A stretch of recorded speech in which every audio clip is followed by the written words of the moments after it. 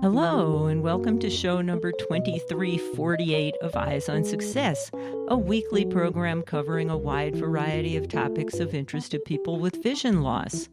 I'm Nancy Goodman Torpy. And I'm Pete Torpy.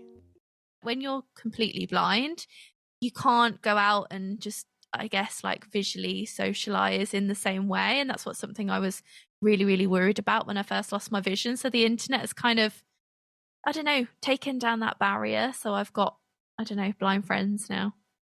And we'll see how today's guest really made that happen. It made lots of friends over the internet. Lucy Edwards is a blind broadcaster, content creator, and disability activist living in the UK. One of her goals is to change how people see blindness. We'll talk with Lucy about what motivated her to start her social media presence, how it led to a position with the BBC, and why she says she has her dream job. And as for her level of connectivity, her YouTube channel has over 750,000 subscribers and almost 500 million views of her various videos. So she's made lots of connections. But first, for our tip of the week. This week's tip is a very practical one from Lucy Edwards. This is possibly a bit more of a trivial tip because I love makeup so much. And the first video I ever did was how does a blind girl do her own makeup, or blind girl does her own makeup. I named it two things. So basically, I love a few makeup tips that have helped me do my makeup without vision. So the first one is I always use a sponge to apply my foundation. This has really helped because I used to get like loads of streaks on my face when I used a brush, and I always used to not understand how to blend it down. And I used to go into my sister's room and she was like, "Luce, you're orange." And I'd used to be really upset, but I'm glad that she was my mirror. But since I used a sponge and like tapped it onto my face, and you have to put the sponge under before you use it and put the foundation on it, you have to put the sponge under water for 2 minutes just to make sure that it's, all completely saturated, and then you squeeze out the excess. But yeah, that's really changed the game for me. And I love tape. So how I do my eyeshadow, I use micropore tape, which is just, I get it from Boots, which is a drugstore here, and I just place it from the corner of my eye up towards my eyebrow tail. So almost like how would I describe it? Like just like a backslash, I guess, like just slightly wonky. So then I have like I basically draw in the lines, a tactile way of drawing my eyeliner. Well, and for anybody who can't see any of the myriad of photographs on all of these places online where Lucy posts photographs, she does a great job. Thank you. Honestly, it's taken such a steady hand, and so many times where I've basically drawn on my nose. But there we go. Do your eyes first, and then your face. Support for Eyes on Success is provided by Timecrest, an iPhone and Apple Watch fantasy story game that delivers plot twists and deep emotional punches while being 100% accessible with many voiceover-specific features. You can find more information at timecrest.com. That's TIMECREST.com. You are listening to Eyes on Success. Success, success, success, success, success. Let's start by meeting Lucy. So hello, I'm Lucy Edwards. I'm 27 years old. I live in the United Kingdom with my lovely husband. We just got married a couple of months ago, and my two guide dogs, retired guide dog Olga and lovely Miss Molly, my 4-year-old, but she's been guiding with me for 2 years. Yeah, so what do? I primarily am a broadcaster on the BBC, so I do a lot of travel documentaries about disability and traveling, Japan, Kenya, and also I create content online. So I do a lot of YouTube, TikTok, Instagram, all about my disability activism, showing the world what it's like to live with sight loss. And I also have a pre-order link to my new book that's coming out next year called Blind Not Broken. And hopefully we'll see you back next year to interview you about that book. Yeah. But in the meantime, you mentioned that you had several guide dogs. What is the state of your vision?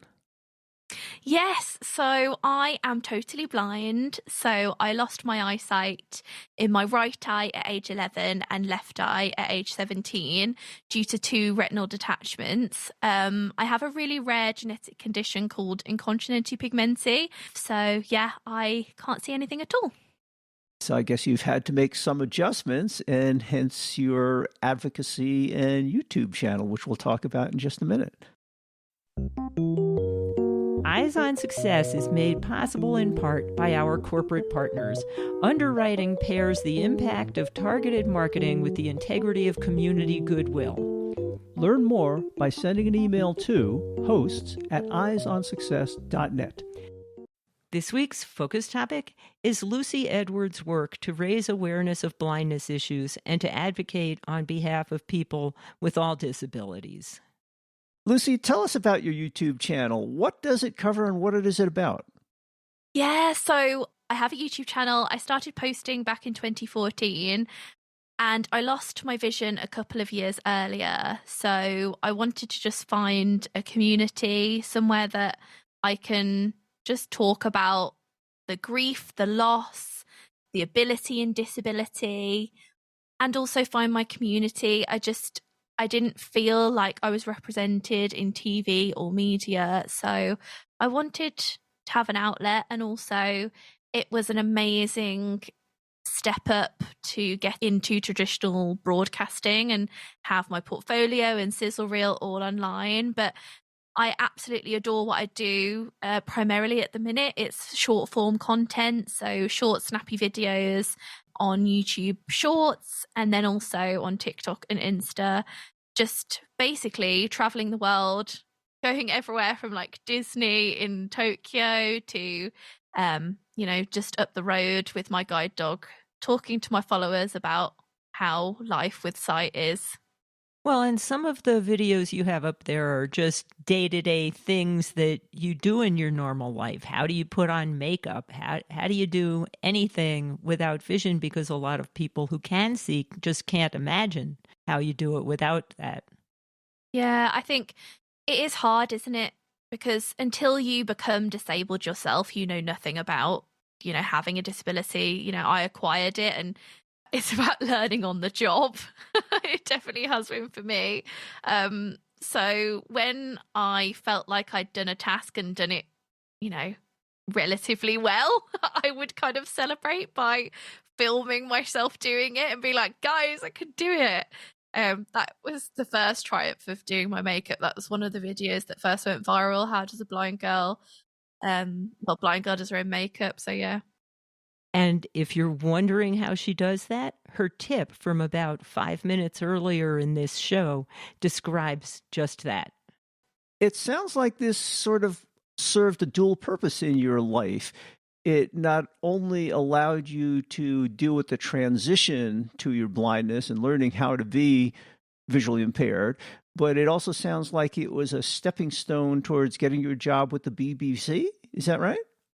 Yeah, it was. It was kind of dual pronged, definitely. I love that it became my sizzle reel and, something I could put on my CV, but I also needed it to understand who I was and who I was becoming. I wanted an outlet. I wanted some people to talk to because I had no one in my life that was going through what I was. I've got a sighted partner, sighted parents, sighted sister. So everyone in my inner circle didn't know how I was feeling, so I wanted some friends. From what I gather, you've got quite a few YouTube friends, many thousands. Yeah, I've got so many friends now, and so many people in the blind community, other creators as well. And I love all of my commenters. They're amazing. I've always thought of YouTube as sort of a one-way street. Mostly one sits there and listens, and on the other end, someone making the YouTube video distributes it. But it sounds like you've actually managed to make some different kinds of connections with a whole audience and range of people. Yeah. Oh my gosh. Yeah. I would say YouTube more than any other platform, has such friendly commenters. Some of the other platforms are a bit mean. If you go viral, it's like it's not your traditional audience that would always see you, so they're like, who is this? But YouTube, they're so friendly. There's people that have been watching me since 2014. They were like, I remember when your channel was named Yesterday's Wishes and not your name, Lucy Edwards, and I'll look at you growing. And you know, there's people that I've spoke to for years just in my comments on YouTube, as well as obviously other creators that I collab with or see in real life. And I don't know, it just opens up a whole world. Like when you're completely blind, you can't go out and just, I guess, like visually socialize in the same way. And that's something I was really, really worried about when I first lost my vision. So the internet has kind of, I don't know, taken down that barrier. So I've got, I don't know, blind friends now. Tell us a little bit about your advocacy work. Yes. So predominantly, I work with different charities around the sight loss sector to understand what different technologies and different adaptive tools we can use to basically access the world in a different way. Universal design is something that I really do preach. What makes a product so accessible so everyone can use it, not just a completely sighted, able-bodied person.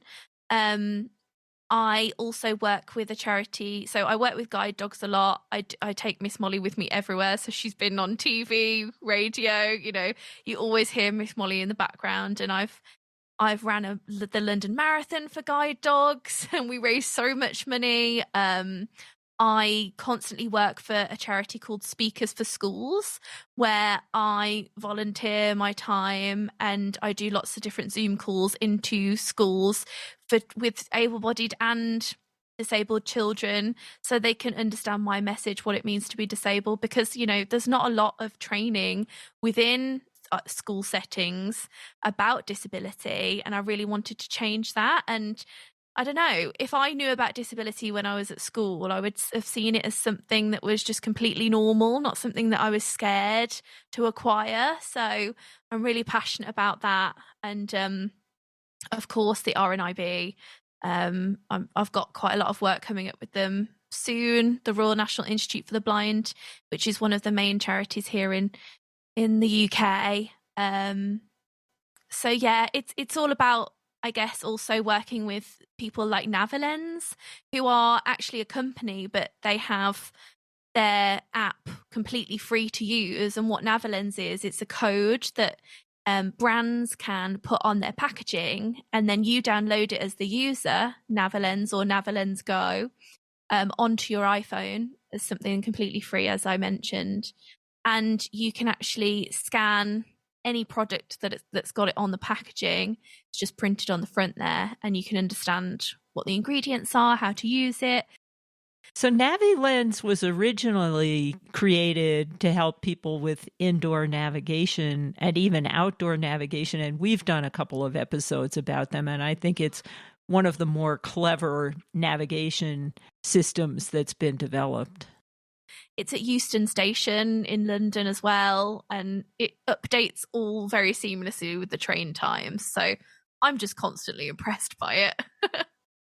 The first YouTube video of yours that I saw was you demonstrating the Be My Eyes app when it was still in beta, and you walked through a gym to find your treadmill or a particular machine you wanted to use, and that was pretty cool. Are you still making use of that app?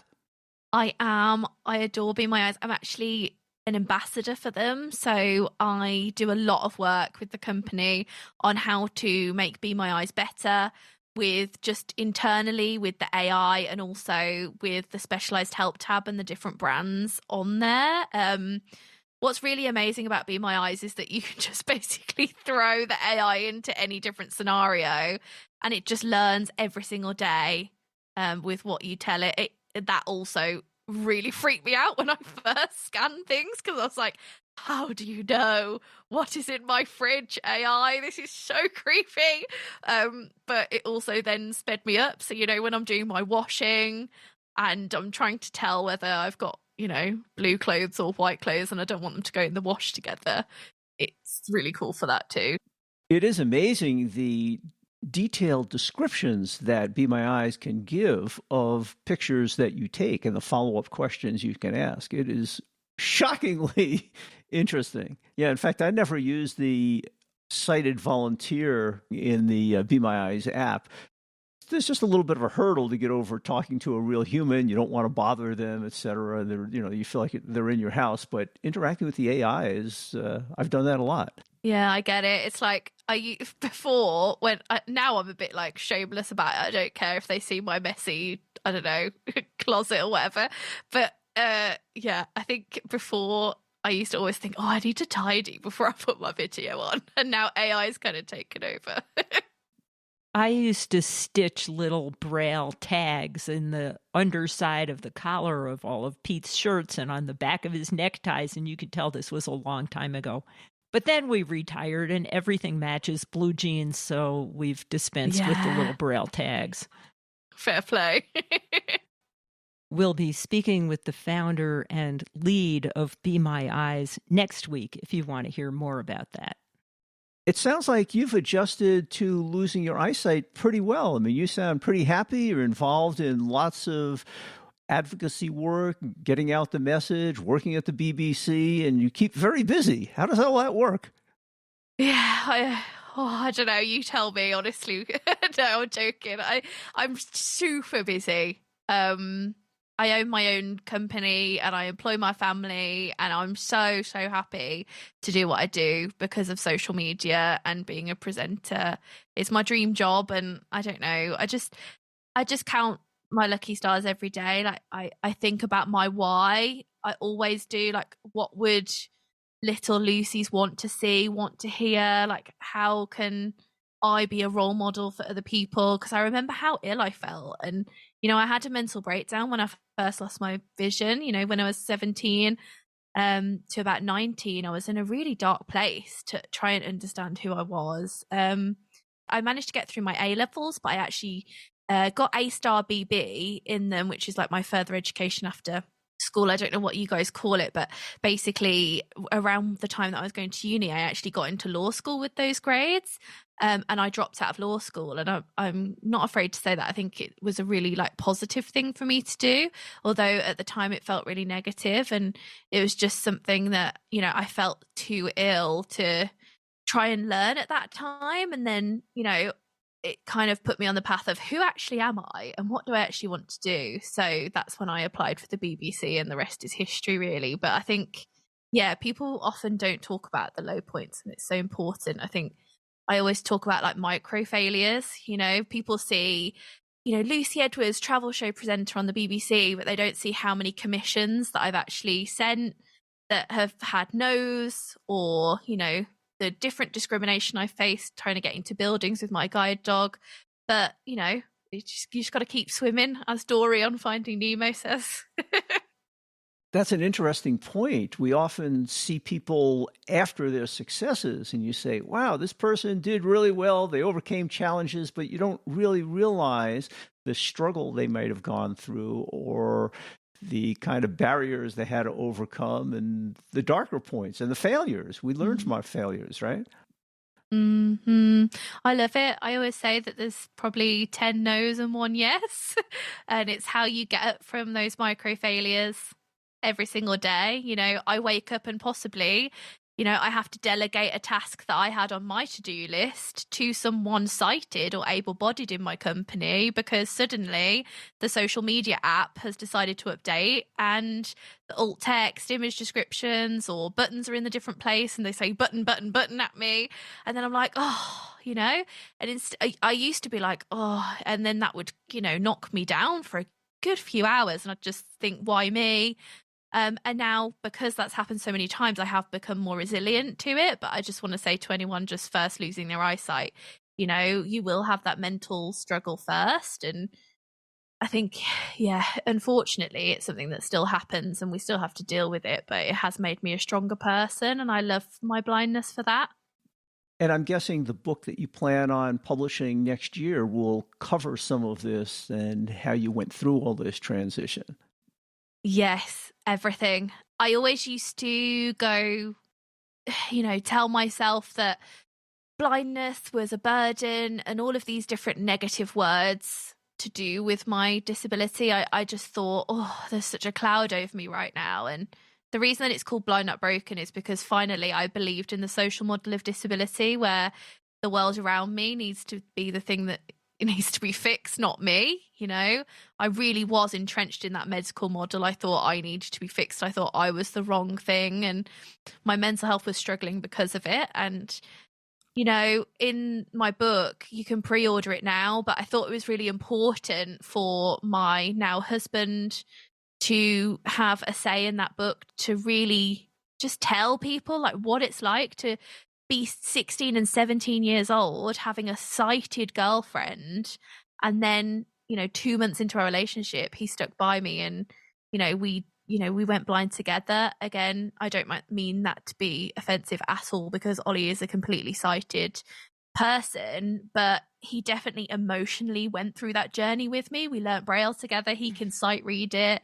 You know, my sister, she's only 15 months younger than me, and I just, you know, she has accounts in there. I asked her loads of things. Same with my mom and dad. They all have chapters, and I think it's really important. People don't it's like for the people who are really, really close to that person, and it's about grief and loss. And the tagline of the book is turning grief and loss into happiness, because it's not just for, you know, people who have lost their vision. This book, it's for people who have been beside people that are grieving.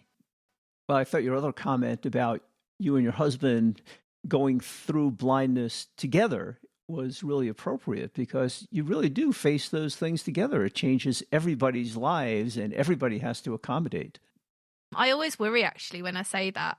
So I'm like, I really don't want to offend someone who has lost their vision, because Ollie really hasn't. But I agree with you. You know, Ollie grew up instantly with me the day that I lost my vision. And, you know, he saw the person he loved the most in the darkest of times. And I think that does change you, whether you like it or not. And we grew up very, very quickly, and we grew together, and some people grow apart, and that's okay, you know. But I think it's really important to just, you know, make a distinction that Ollie does live in a blind world with me. You know, he automatically does things like, you know, audio describe the telly to his mom. His mom is completely sighted, but if he's not with me, like, his brain is automatically doing things. I can relate to that.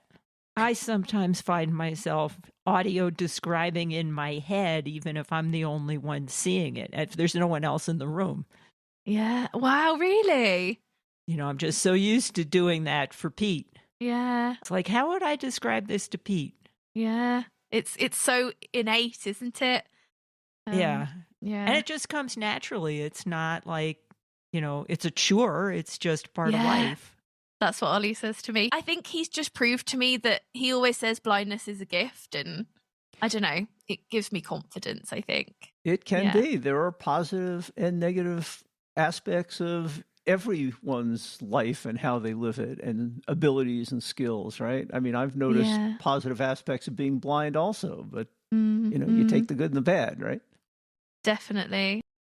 Well, I am looking forward to reading this book. This sounds really good. Thank you. I'm really excited for everyone to see it. And if you pre-order it, you get me higher in the charts. So that would be amazing. Just being blunt about it. Yeah.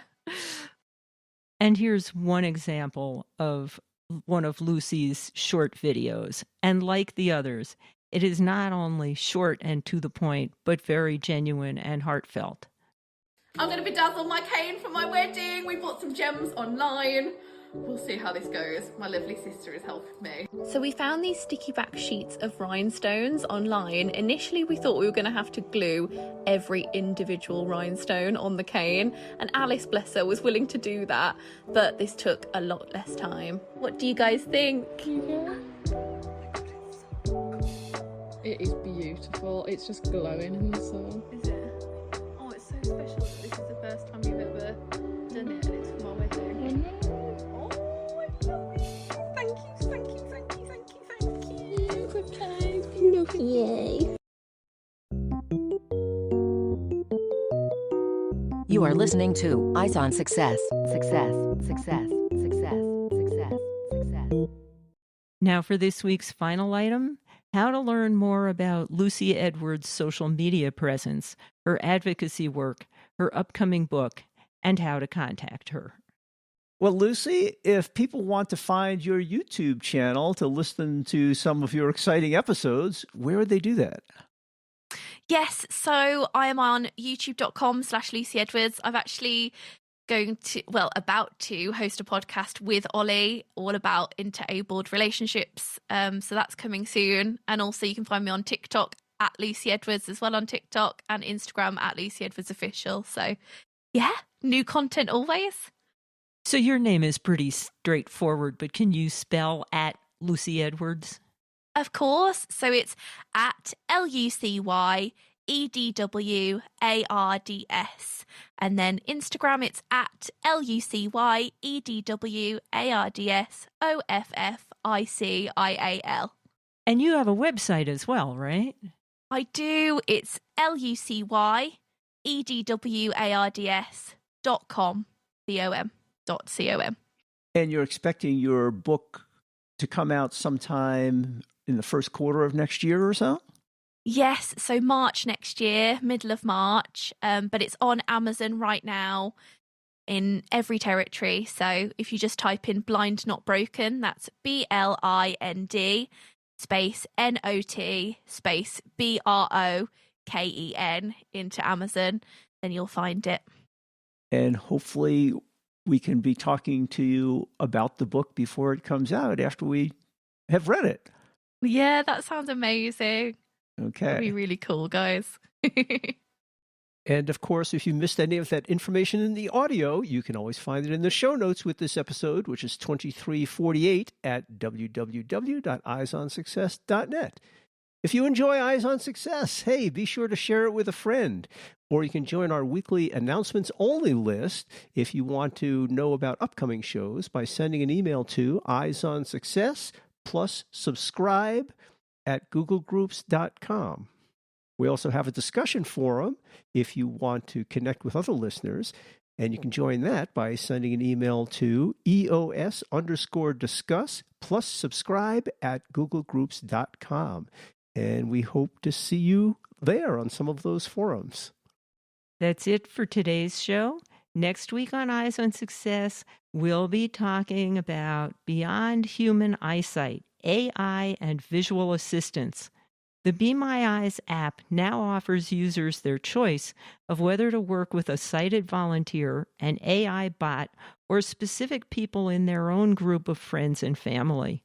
We'll talk with founder and CEO Hans-Jürgen Weiberg about the various options, as well as about recent privacy issues around facial description and recognition. The popular Be My Eyes app just keeps adding more and more new and exciting features. So if you want to hear more about that, join us next week for that episode. You've been listening to Eyes on Success, hosted and produced by Nancy Goodman Torpy and Peter Torpy. You can access the full archive of previous shows, subscribe to the podcast, and much more by going to our website, www.eyesonsuccess.net. If you have questions about anything you've heard on the show or have suggestions for future shows, send an email to hosts@eyesonsuccess.net. Thank you for listening and have a nice day.